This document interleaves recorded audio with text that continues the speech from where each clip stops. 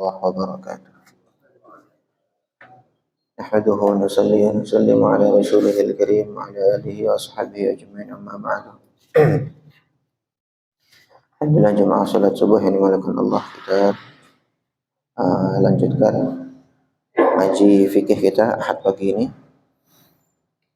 Sebelumnya kita buka majelis kita dengan kalimat Al-Fatihah ke guru-guru kita. Ya hadratin Nabi Mustafa Muhammad sallallahu alaihi wasallam azza wa jalla wa dzurriyyati jami'an. Nabi sallallahu alaihi wasallam. Syekh Rasul لا شهد المال الفاتحة. أعوذ بالله من الشيطان الرجيم. بسم الله الرحمن الرحيم. الحمد لله رب العالمين الرحمن الرحيم إياك نعبد وإياك نستعين اهدنا الصراط المستقيم صراط الذين أنعمت عليهم غير المغضوب عليهم ولا الضالين. بسم الله الرحمن الرحيم. Sebelumnya kita membahas tentang najis-najis yang dima'fu. Kita sekarang masuk ke bab berikutnya, babul istinja'i, bab istinja. Faslun, pasal pertama, fi adabi dukhulil khala, tentang adab-adab masuk ke tempat buang hajat. Istinja itu sebenarnya adalah kegiatan membersihkan tempat keluarnya kotoran. Kegiatan membersihkan tempat keluarnya kotoran itu istinja. Tetapi langsung dimasukkan dalam secara global berkaitan dengan buang hajat, baik buang air kecil atau buang air besar. Yang pertama terkait adab-adab masuk ke tempat buang hajat. Yundabu disunnahkan lidakhilil khala, bagi orang yang ingin masuk ke tempat buang hajat, walau li hajatin ukhra ghairi qada'il hajati, walaupun keperluannya itu bukan untuk buang hajat, buang air. Kawatil mata'i fihi, contohnya misalkan mau meletakkan barang di situ, mau meletakkan barang di dalam kamar tersebut. Umurun, ada banyak sekali, katsiratun minha, diantaranya yang pertama ayyunahi anhu, menyingkirkan darinya, ma kutiba alaihi mu'azzamun, sesuatu yang tertulis nama-nama yang mulia atau tulisan yang mulia, min Qur'anin, berupa Al-Qur'an, wasmi nabiyyin, atau nama nabi, awismi malakin, atau nama malaikat. Itu disingkirkan dulu. Kalau ada nama-nama atau kalimat-kalimat baju atau barang-barang tulisan kartu yang tertulis lafaz ayat Al-Qur'an, atau ada nama nabi atau hadis, sesuatu yang secara syariat, secara agama itu dimuliakan, maka disingkirkan, tidak dibawa masuk ke dalam kamar mandi. Walau mushtarakan, walaupun nama itu adalah nama yang mushtarak. Nama mushtarak itu maksudnya gimana? Maksudnya dia bisa bermakna secara agama, dia bisa bermakna yang mulia, atau di bahasa, kalau di secara bahasa biasa juga biasa saja gitu. Contohnya misalkan Ahmad. Nama Ahmad itu juga nama lain dari Nabi Muhammad. Tetapi dalam bahasa Arab, Ahmadu itu artinya saya memuji. Ahmadu artinya saya memuji. Jadi itu kan mustarak, maksudnya dia bisa dipakai sebagai nama Nabi Muhammad, juga dipakai nama lain dari sisi penggunaan bahasa Arab biasa saja. Begitu. Makanya ini mustarak, bisa ke sana bisa ke sini begitu. Nah ini walaupun begini juga disunnahkan untuk menyingkirkan. In qusida bihi mu'azzamun, kalau tadi yang disebutkan tadi memang yang dimaksud dalam penulisan itu adalah memang hal-hal yang dimuliakan. Qala al-Isnawi, al-Imam al-Isnawi mengatakan, wa min kamali mahasinis syariati, di antara sempurnanya kebagusan syariat, tahrimu baqa'il khatami, adalah haram meninggalkan atau menetapkan cincin alladzi alaihi dzikrullahi, yang di situ tertulis zikrullah tertulis mungkin nama Allah, fi yadihil yusra di tangan kirinya, halatal istinja ketika sedang istinja, ketika sedang membersihkan, atau bahasa Indonesia cebok lah. Ketika sedang cebok kan pakai tangan kiri. Kalau misalkan di cincinnya itu di cincinnya itu di telapak tangan kiri, maka itu di antara bagusnya, sempurnanya syariat adalah haram menetapkan cincin itu di tangan kiri ketika istinja. Sehingga ketika istinja ya kalau misalkan memang cincinnya tangan kiri, dipindah dulu ke tangan kanan atau ditinggalkan di luar kamar mandi. Kalau cincinnya itu ada zikrullah, ada nama-nama yang dimuliakan. Kan sekarang banyak cincin-cincin yang ada tulisan-tulisan kalimat thayyibah, ada cincin Muhammad Rasulullah dan seterusnya itu. Nah, yang seperti itu ini termasuk tidak boleh dibawa masuk ke dalam kamar mandi. Maksudnya ke kamar tempat buang hajat. Qal wa huwa dhahirun haitsu afdha dzalika ila tanajjusihi. Ini jelas kalau sekiranya berkonsekuensi membuat cincin itu terkena najis, sehingga membuat najis hal-hal yang diharamkan yang dimuliakan secara syariat. Itu adab yang pertama. Yang kedua, ayyuqaddima yasarahu, mendahulukan kaki kirinya inda duhulihi ketika masuk ke dalam tempat buang hajat. Wa yaminahu, dan mendahulukan kaki kanannya indang sirafihi anhu ketika keluar dari kamar itu. Masuk kaki kiri, keluarnya kaki kanan. Kakulli mustaqdarin, seperti tempat-tempat yang jorok, tempat yang kotor. Min nahwi sukin, contohnya misalkan pasar. Wa hammamin, tempat mandi. Kalau hammam itu ya tempat mandi umum lah, misalkan begitu, kayak pemandian air panas atau kolam renang. Itu termasuk disunahkan kalau masuk ke sana pakai kaki kiri, keluarnya kaki kanan. Termasuk pasar juga hal yang demikian lah, yang sama-sama. Wa mahalli qadarin wa maksiatin, dan tempat-tempat kotor dan tempat-tempat maksiat. Itu disunahkan masuk itu menggunakan kaki kiri, keluar kaki kanan. Biaksil masjidi, kebalikan dari masjid. Jadi ini hal seperti ini sebenarnya bukan merupakan sebuah kewajiban sehingga kalau tinggalkan dosa, enggak, tapi adab. Dan adab itu merupakan indikator dari takwa. Dzalika wa may yu'azzim sya'airallah fa innaha min taqwal qulub. Itulah orang-orang yang mengagungkan syiar-syiar Allah, maka itu menunjukkan takwanya hati. Banyak ulama-ulama dulu itu, orang-orang soleh dulu, mereka itu hanya dengan meninggalkan adab satu kali saja, maka itu efeknya itu terasa di dalam hatinya. Efeknya terasa dalam hati. Ada seorang soleh, dia tiba-tiba merasa, kok saya dalam zikir, dalam ibadah tuh kurang merasa nikmat tuh, kenapa ya? Begitu. Maka dipikir-pikir, sebenarnya biasanya saya zikir, biasanya saya baca Quran atau merasa nikmat, merasa senang gitu. Tapi ini kok rasanya gelisah, kemudian tidak menikmati ibadah-ibadah itu. Maka setelah dia koreksi, dia baru ingat bahwa dia pernah tanpa sengaja masuk ke dalam kamar untuk buang hajat itu dengan kaki kanan. Oh, ini ternyata yang menyebabkan hatiku menjadi gelap. Coba, saking bersihnya hati, begitu ada, sebenarnya bukan kesalahan yang dosa besar itu ya,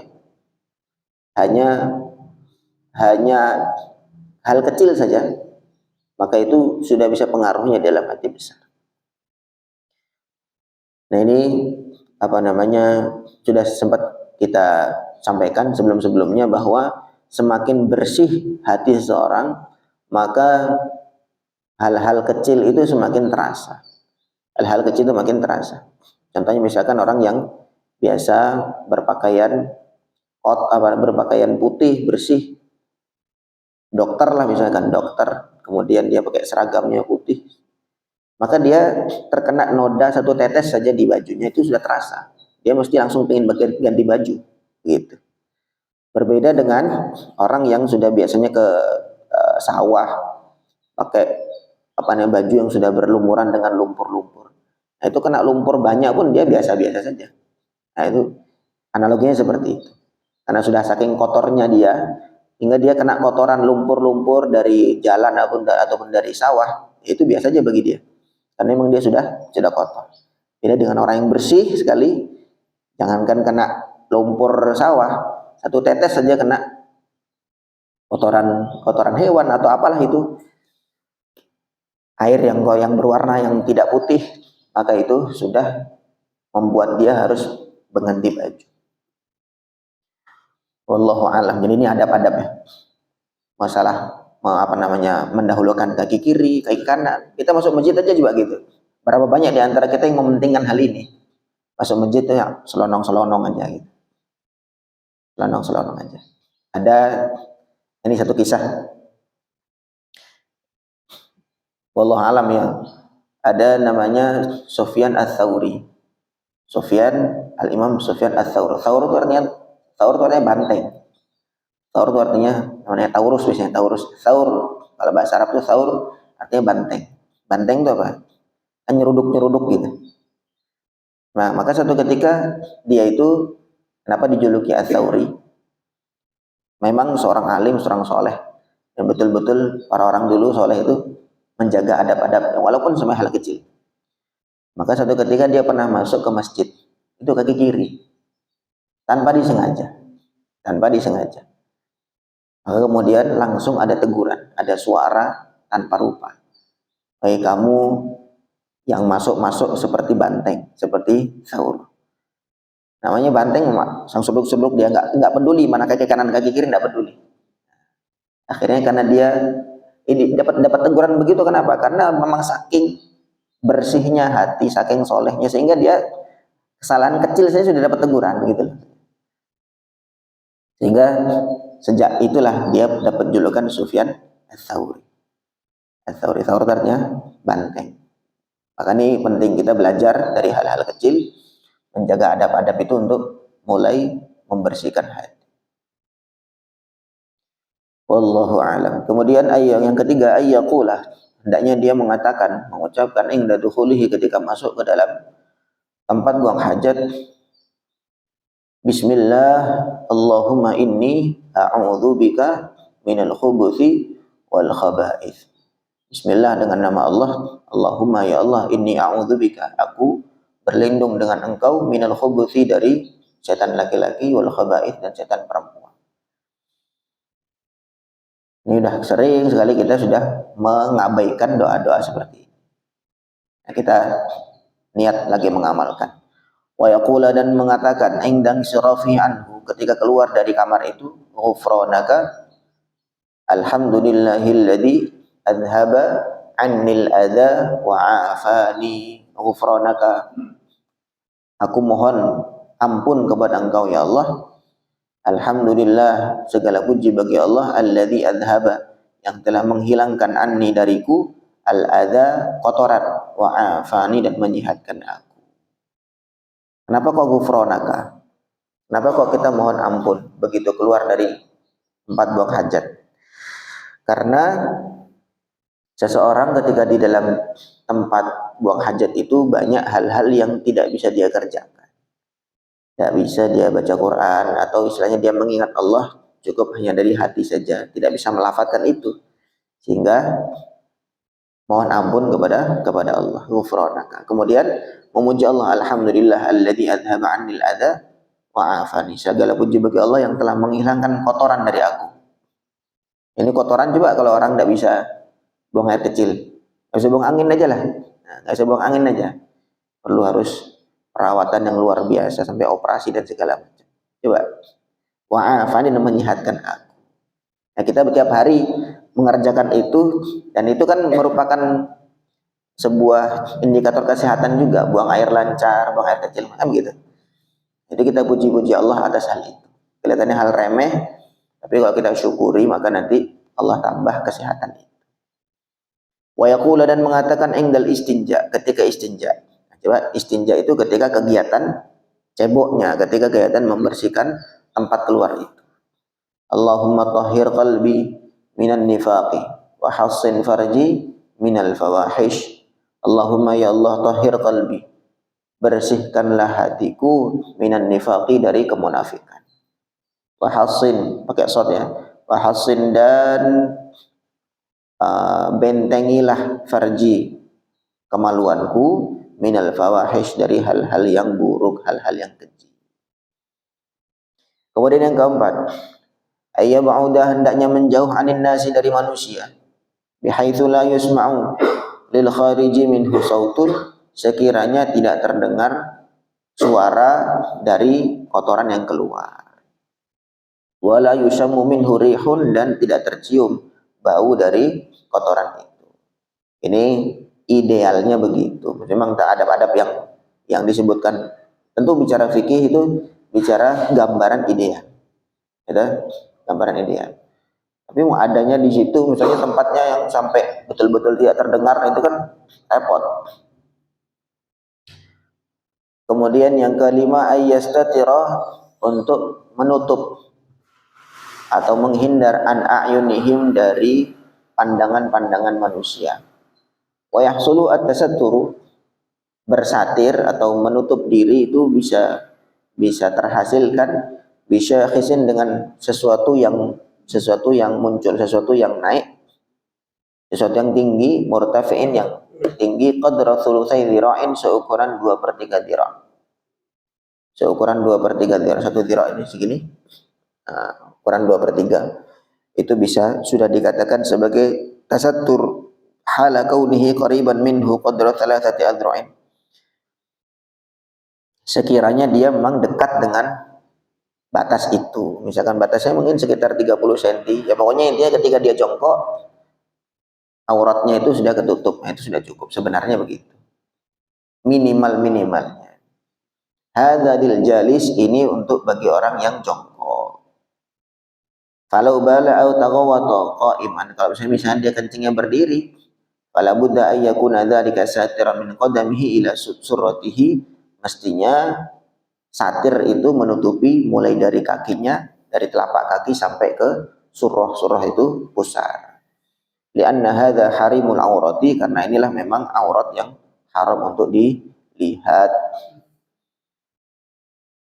Yang keenam, idzan taha ila maudhi'i julusihi, kalau sudah dia sampai ke tempat buang hajatnya, sudah siap-siap untuk jongkok, wastaqarra fihi, dan dia sudah menetap di situ, rafa'a thawbahu syai'an fa syai'an, dia mengangkat bajunya satu persatu, hatta yadnuwa minal ardi, sehingga dia mendekat ke tanah.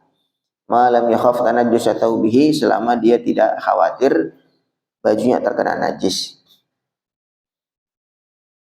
Wa illa, kalau tidak, rafa'a qadra hajatihi, maka dia mengangkat bajunya seukuran hajat, seperluannya.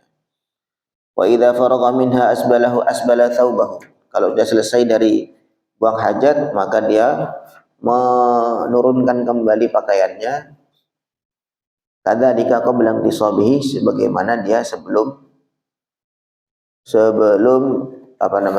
naik, sebelum berdiri. Ya pokoknya bagaimanapun juga tetap menjaga aurat. Intinya begitulah. Satu persatu, pelan-pelan, intinya dimanapun tetap menjaga supaya aurat itu tidak terbuka begitu. Kemudian yang ketujuh, ayatluba mawdi'an layyinan, mencari, ini gambarannya global ya, maksudnya tidak dalam satu kondisi saja, kondisi masuk ke tempat, tidak hanya dalam tempat yang disediakan kayak kamar mandi atau toilet itu enggak, tapi maksudnya ini umum, bahkan di luar itu pun, misalkan di tempat lapang, di hutan dan seterusnya, ini juga masuk. Jadi kalau misalkan kita mau buang hajat di hutan atau di mana begitu, kemudian kita sudah tahu nyari tempat, oh tuh di dekat di belakang pohon situ misalkan, kemudian kita ke sana, maka kita menuju ke tempat itu pun juga, mau ke tempat itu pun juga mendahulukan kaki kiri, bukan mesti harus berupa kamar toilet, tidak. Kemudian selepas itu ayat lu mawdi'an layyinan, mencari tempat yang lembek, yang lembut. Turaban kana ramlan, misalnya debu ataupun pasir.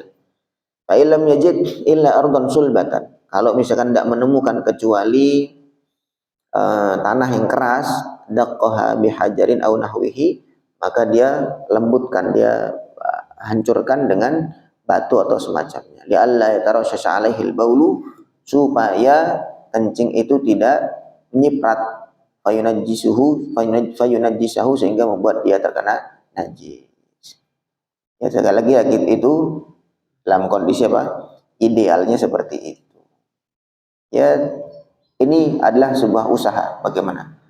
Kalau seandainya bisa buang air, misalkan tempatnya keras, tanahnya keras, kemudian bisa mengkondisikan bagaimana supaya air kencing itu tidak nyiprat, maka ya tidak masalah, tidak apa-apa.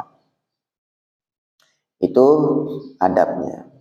Kemudian ayya'tamida ala rijlihil yusra, dia bersandar kepada kakinya yang kiri. Wa yadha'a asabi'a yumnahu, meletakkan jari-jari kaki kanannya bil ardi, di tanah. Wa yansiba baqiha, dan menegakkan sisa kaki itu. Jadi yang diletakkan di jinjit, kayak jinjit tuh. Jari-jari kaki kanan di bawah, kemudian yang sisanya bagian telapak kaki yang bagian belakang itu ditegakkan. Wa yadumma fakhidaihi, dan menggabungkan atau mendekap kedua pahanya, merapatkan kedua pahanya. Jadi mohon maaf ya, praktek jongkoknya itu bukan seperti jongkoknya itu kaki yang kiri itu ditegakkan, kaki kiri ditegakkan depan gini, kemudian yang kanan jinjit seperti ini. Jadi begini, kemudian paha itu direkatkan. Itu para ulama-ulama fikih itu membahas cara duduk dalam buang hajat seperti itu. Tapi kalau misalkan kloset yang sudah itu bagaimana? Ya enggak apa-apa, begitu juga enggak apa-apa. Posisi seperti itu dibahas secara medis, itu juga memudahkan untuk keluarnya kotoran. Bahkan kalau dokter-dokter itu mengatakan WC yang kloset yang duduk, kloset yang duduk itu kurang optimal di dalam mengeluarkan kotoran, sehingga kalau seandainya WC-nya duduk pun itu dianjurkan untuk pakai kursi tatakan kaki itu. Kakinya nggak diangkat dikit, supaya apa? Supaya saluran itu lurus langsung ke bawah, ke anus itu. Nah, begitu juga kalau misalkan kloset yang jongkok, itu kan lebih mudah, gitu, lebih mudah. Nah, kalau misalnya tidak di kloset jongkok, misalkan kita ada di hutan atau di mana begitu, kemudian perlu jongkoknya seperti itu, maka diajarkan dalam kitab-kitab fikih, caranya adalah seperti tadi. Kaki kirinya yang ditegakkan, saya ulangi lagi, kaki kiri yang ditegakkan, kemudian kaki kanan itu jinjit seperti ini. Nah, itu cara duduk dalam buang hajat sebagaimana yang dibahas di dalam kitab-kitab fikih. Kaki kiri yang ditegakkan, kemudian kaki kanan di bawah dalam kondisi jinjit. Saya ulangi, ayya'tamida, dia bersandar atau dia bersandar ala rijlihil yusra, kepada kakinya yang kiri. Wa yadha'a asabi'a yumnahu, dan meletakkan jari-jari kaki kanannya bil ardi, di tanah. Wa yansiba baqiha, dan menegakkan sisa dari kaki kanannya. Wa yadumma fakhidaihi, dan merapatkan kedua pahanya. Itu adabnya. Kemudian kalau misalkan adanya klosetnya jongkok, ya monggo jongkok seperti biasa, atau adanya kloset duduk juga boleh. Nah, ini adab-adab ya, bukan merupakan sebuah kefarduan, bukan. Kemudian berikutnya, Allah yatakallama hala qada'il hajah, hendaknya tidak berbicara, ngobrol ketika qada'ul hajat, buang hajat. Ai fayukrahu maka dimakruhkan lahu baginya illa limaslahati takallumin kecuali ada maslahatnya, ada perlunya ambilkan barang atau apa macam itu. Sawaun kana dzikrullah au ghairahu, baik mengucapkan zikir atau bukan zikir, walaupun hal-hal yang lain itu juga dimakruhkan. Falau atisa misalnya bersin hamidallah biqalbihi, maka dia memuji Allah, mengucapkan alhamdulillah cukup dengan hatinya saja. Wa yuthabu alaihi, dan itu pun sudah mendapatkan pahala. Wal mu'tamadu annahu la farqa. Secara mu'tamad yang dipegang, pendapat yang dipegang, annahu la farqa, bahwa tidak ada beda fi karahatil kalam, dalam kemakruhan bicara, baina kaunihi halata khurujil khariji au qablahu au ba'dahu. Li'annal adab lil mahal. Jadi tidak ada bedanya, maksudnya bicaranya tuh apa pas sedang keluar kotorannya, apa sebelumnya, apa setelahnya. Ya pokoknya tidak ada bedanya. Selama masih berada di dalam toilet dimakruhkan untuk bicara. Li'annal adab lil mahal, karena adab itu berkaitan dengan tempatnya, bukan dengan kegiatannya. Walaupun sedang tidak buang hajat pun juga dimakruhkan ketika di toilet itu bicara ngobrol. Kemudian yang ke-10, alla yabula qa'iman, hendaknya tidak buang air kecil, kencing ini yabula, kencing, qa'iman dalam keadaan berdiri. Ay fayukrahu lahu dzalik, maka hal itu dimakruhkan. Illa ayyakuna li'udhrin min nahwi maradin, kecuali kalau ada uzur, misalkan karena sakit, au khaufin min rashasil baul, atau khawatir terkena cipratan kencing, maka tidak apa-apa. Kalau memang ada uzur, sakit, ataupun ada alasan lain, dalam keadaan normal kencing berdiri itu makruh. Wallahu alam. Ini baru 10 dulu. Ada banyak beberapa adab-adab yang berkaitan dengan istinja. Adab ini walaupun hal itu tidak merupakan sesuatu yang wajib, yang fardu, tetapi ada efeknya di dalam hati, kebersihan hati. Semakin orang itu jaga adab, semakin orang itu menjaga detail dalam syariat, maka itu menunjukkan hatinya semakin bersih. Sampai sini ada pertanyaan mungkin? Monggo.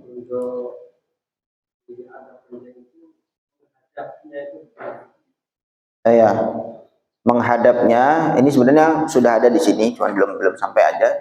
Ya, di antara adabnya adalah menghindari untuk menghadap dan membelakangi kiblat. Kalau misalkan kita berada di timurnya Ka'bah, ya maka di timurnya Ka'bah, maka kita menghindari untuk menghadap ke timur dan ke barat, berarti ke utara dan selatan. Kalau kita berada di selatan atau di utaranya Ka'bah, ya pokoknya intinya menghindari untuk menghadap dan membelakangi kiblat. Wallahu a'lam. Ini sebenarnya ada, nanti kita bahas kalau sudah sampai. Ada lagi? Cukup nggih? Ini hanya adab-adab saja, mudah-mudahan bisa difahami dan kita bisa mengamalkan. Mudah-mudahan Allah istiqomahkan kita dalam majelis-majelis ilmu. Subhanakallahumma wa bihamdika, asyhadu an la ilaha illa anta, astaghfiruka wa atubu ilaik. Assalamualaikum warahmatullahi wabarakatuh.